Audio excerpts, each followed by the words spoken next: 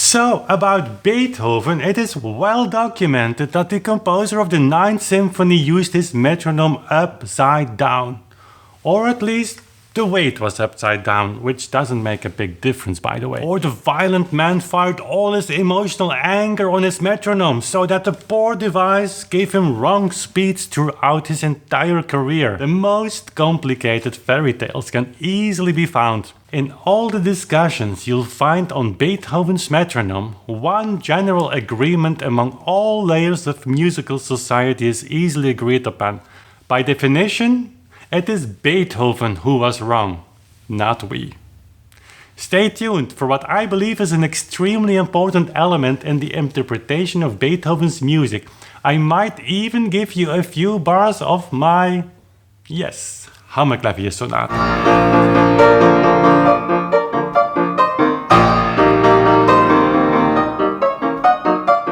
So what's up everybody, my name is Wim Winters and welcome to Authentic Sound. This channel is all about exploring the music from Bach to Beethoven and beyond, with a single goal to inspire you on your journey as a musician or as a music lover. You probably know my view on metronome numbers by now. There is nothing more important than the tempo we choose for our performances.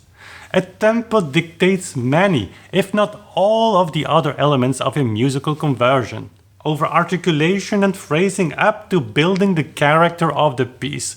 So, how lucky we are to have thousands of exact speed indications from precisely that generation from which we today still admire the compositions so much. And yes, also from Beethoven. Reading through some explanations for the incomprehensible metronome numbers our friend Ludwig left, one starts to wonder how on earth a man of such little intelligence was able to compose the Ninth Symphony. I mean, what a high level of idiocy does it require not to know how to operate an ultra simple device like this? My daughter of 6 exactly needed 10 seconds of explanation to never miss any number anymore. Yes, Beethoven could have thrown his metronome out of anger against the wall, down the stairs, out a window even on the street where horses stepped over it before someone took it up and threw it back through the same window, leaving Beethoven with a black eye and a broken metronome that he nevertheless kept using. And to continue this interesting idea of the broken metronome, I have some spectacular news for you. All those metronomes in the early 19th century, and even up to 1850 and beyond, they all were broken. And broken in exactly the same way. How do I know? It's very simple. Just compare those metronome numbers with each other and you'll see for yourself. The differences you'll find often will be remarkably small. So, or all metronomes were broken in exactly the same way, or they functioned just fine. Also Beethoven's. The latter is not hard to imagine either, since those metronomes were calibrated to tick 60 times in 1 minute. So even imagine the metronome Melzel gave to Beethoven wasn't accurate, which on its own would be hard to believe. Would you give the greatest composer of your time a specimen that is not tested? But even if that's the case, Beethoven must have been aware soon of the device's inaccuracy. I mean, guys, it wouldn't give him the second even correctly. So let's rapidly forget about those fairy tales and blame ourselves instead if we don't understand the speed indications he left for his works.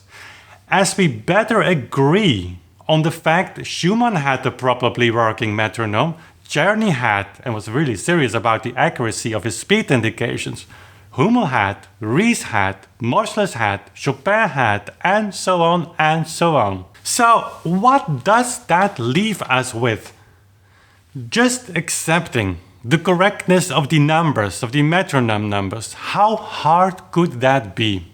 And I hear you think, but many are so incredibly fast. Yes, if you read the metronome numbers as we do today, they are. You end like great pianist as Arthur Schnabel, who tried at least to play the Hammerklavier sonata in 130A for the half note.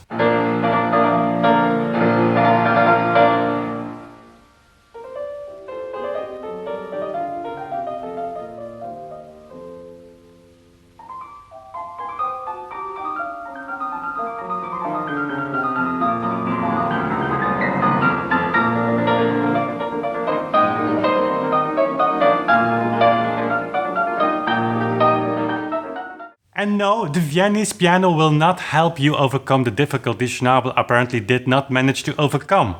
A Viennese piano will not help you play faster either, nor will it help you to make those beginning chords sound less muddy. Oh, and just in case you are already impressed with Schnabel's high speed and courage, he still is way below Beethoven's 138. So take a breath and practice a bit more. You'll have to accelerate from Schnabel's 116 to 126 to Beethoven's 138. Or you take the other approach, that of the historical metrical reading of the metronome. I've made many videos now on the old metrical reading of the metronome, and link some of them here in the upper right hand corner of the screen. Just click on the eye icon. Very briefly, you start from the idea of the tactus, the arthystesis, the up-down of a conductor as a unity. In the world of a metronome, those ups, downs are indicated by the actual number, in this case 138. Both up, down, or in the metronome's case, the left, right belong together as one Schlag, as the Germans say. And that twofold unity is represented by the note value, in this case, the half note. So on every tactus, every half note here, 2 ticks are heard. The Hammerklavier does not become an easy piece by playing it in quarter note 138, but playable after all, I'd say, by a majority of today's professional pianists who don't mind to study really hard for some months. I'll give you now a really short snapshot of how my quote-unquote Hammerklavier will sound once the pianoforte is here.